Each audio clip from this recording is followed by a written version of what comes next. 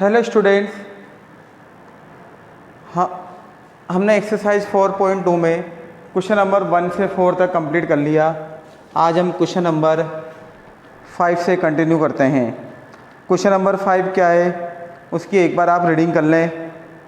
The altitude of a right triangle is 7 centimetre less than its base. If the hypotenuse is 13 centimetre find the other two side. यानी कि किसी right triangle की altitude base से 7 centimetre less देने और hypotenuse दे रखा है 13 centimetre. ये राइट एंगल ट्राइंगल है जिसमें बेस को मैंने मान लिया x, तो एल्टीट्यूड आ जाएगा x - 7 और हाइपोटेन्यूज की वैल्यू कितनी गिवन है 13 सेंटीमीटर। तो आपसे साइड पूछ रहा है, ये बेस और एल्टीट्यूड की वैल्यू पूछ रहा है। Let the base of triangle is x centimetre. Altitude का मतलब क्या होता है राइट ट्राइंगल में परपेंडिकुलर, ये इससे 7 सेंटीमीटर लेस देने। एल्टीट्यूड बेस से 7 सेंटीमीटर लेस देने के लिए मैंने माइनस का साइन लगा दिया। और हाइपोटेन्यूज कितना गिवन है 13 सेंटीमीटर। किसी भी ट्राइंगल के अंदर राइट एंगल ट्राइंगल के अंदर हम पाइथागोरस थ्योरम का यूज कर सकते हैं। पाइथागोरस थ्योरम आप पढ़ चुके हो, h² = b² + p²। और हम 6th चैप्टर ट्राइंगल में इसका प्रूफ भी पढ़ेंगे। इस बार हम पाइथागोरस थ्योरम कैसे बनती है ये सब हम ड्राइव करेंगे चैप्टर नंबर 6 में। हाइपोटेन्यूज की वैल्यू कितनी है 13, बेस कितना है x और परपेंडिकुलर कितना है x - 7 का होल स्क्वायर। अब इसको हम a - b के होल स्क्वायर से खोलेंगे। a - b का होल स्क्वायर हमें पता है a² - 2ab + b²। 13 का स्क्वायर 169। ये ऐसे स्क्वायर ऐसे रहेगा, a की जगह x आ रहा है, फॉर्मूले का 2, a की जगह x, b की जगह 7 और b की जगह 7 का स्क्वायर। एस स्क्वायर को ऐड करा हमने तो 2s² आ गया। 2 को 7 से मल्टीप्लाई करा 14x और 7 का स्क्वायर 49 प्लस का 169 उधर जाएगा तो माइनस का। तो हमारे पास इक्वेशन क्या आई है 2s² - 14x। 169 में से 49 को माइनस करेंगे तो 120 और बड़ी डिजिट के आगे कौन सा साइन था माइनस का। हम इस इक्वेशन को और शॉर्ट बना सकते हैं। वो कैसे, देखो पूरी इक्वेशन 2 से डिवाइड हो रही है तो हम इसको 2 से डिवाइड कर सकते हैं। डिवाइड बाई 2, दोनों साइड किससे डिवाइड कर देंगे हम 2 से। यहाँ 2 से डिवाइड करेंगे s², यहाँ 2 से डिवाइड करेंगे 7x, यहाँ 2 से डिवाइड करेंगे 60 और इक्वल में 0, क्योंकि 0 को 2 से डिवाइड करेंगे तो 0 आता है। मल्टीप्लाई करने पर 60 आए और माइनस करने पर 7 आने चाहिए। ऐसी दो नंबर आपको सोचनी है या निकालनी है कि मल्टीप्लाई करे तो 60 आ जाए और माइनस करे तो 7 आ जाए। अगर हम फैक्टर करें तो इस तरह से फैक्टर होते हैं 2 × 2 = 4, 4 × 3 = 12 और 12 × 5 = 60।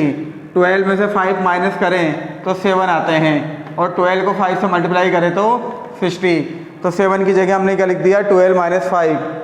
ब्रैकेट ओपन करते वक्त आपको साइन का स्पेशली ध्यान रखना है कि अगर ब्रैकेट के पहले माइनस का साइन हो, ब्रैकेट के पहले अगर माइनस का साइन है तो ब्रैकेट ओपन करते हैं तो साइन चेंज हो जाएगा। तो ये माइनस है तो क्या बन गया ये प्लस इक्वल 0। इन दोनों में x कॉमन आ रहा है तो यहाँ x बचेगा और यहाँ 12। 5 और 60 5 के 12 में आते हैं तो 5 कॉमन ले लेंगे और ये कितने टाइम्स आ रहा है 12 टाइम्स। x - 12 को कॉमन ले लें, x + 5 = 0। ये भी 0 के इक्वल है और ये भी 0 के इक्वल है। तो इससे क्या रिजल्ट निकला x की वैल्यू 12 और x की वैल्यू -5। माइनस पर पॉसिबल नहीं है, रीजन कि इट इज़ नेगेटिव, यह नेगेटिव है इसलिए ये पॉसिबल नहीं है। तो x की वैल्यू आई है हमारे पास 12, तो बेस तो आई है 12 सेंटीमीटर, बेस 12 सेंटीमीटर और एल्टीट्यूड 12 - 7 = 5 सेंटीमीटर। आप इस क्वेश्चन को नोट कर लें और नेक्स्ट क्वेश्चन की रीडिंग करें, क्वेश्चन नंबर 6 की नोट करें आप।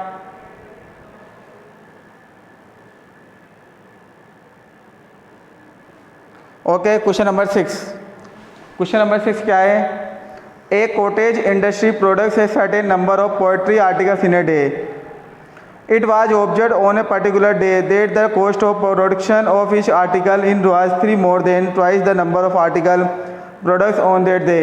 If the total cost of production on that day was 90 rupees, find the number of article products and the cost of each article. यानी कि एक इंडस्ट्रीज में कुछ आर्टिकल्स प्रोडक्ट्स होती है, यानी कि वहाँ पर कुछ आर्टिकल्स बनती है, तो उनका पर डे का जो कॉस्ट लगी वो दे रखा है 90 रुपीज़, और जितने आर्टिकल बनते हैं उनकी हर आर्टिकल की कॉस्ट क्या है कि पर डे जो बनने वाले आर्टिकल्स है उसके ट्वाइस से कितना मोर देने 3 है। हम इस तरह का क्वेश्चन पहले भी कर चुके हैं।